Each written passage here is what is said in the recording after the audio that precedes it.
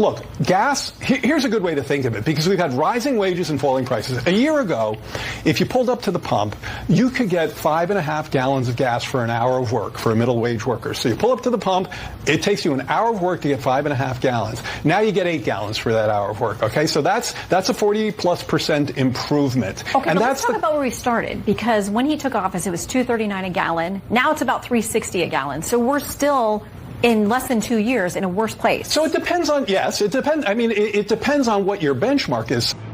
Yeah, that's kind of the point. Monmouth University polling this week says only 3 in 10 Americans feel the country is doing a better job recovering economically than the rest of the world since the pandemic. And our Fox News polling, when people are asked, how are the president's policies affecting your family? 31% say not doing anything. 48% say they're actively hurting American families. So what's your message to them? Is their experience not legitimate or valid? Well, certainly we don't question people's experience. They're the best arbiters of how they're doing.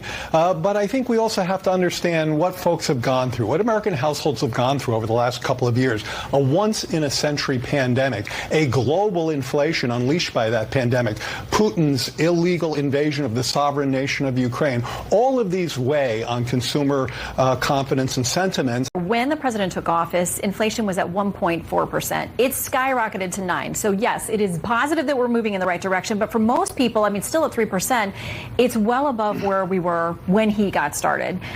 Prices are still up for all kinds of things. I mean, wages have been outpaced by inflation 27 out of 30 months. I mean, they've eaten through whatever savings they had during the pandemic. If 27 out of 30 months, that was not true. That's a lot of catching up for people to do. Yeah, so it is relatively new, and it's exactly the point that I made right out of the gate here, which is it takes a while for people's sentiment to catch up to those new trends, especially given everything they've been through. Just 34% of Americans approve of Biden's handling of the economy in a recent AP poll that was released at the end of June.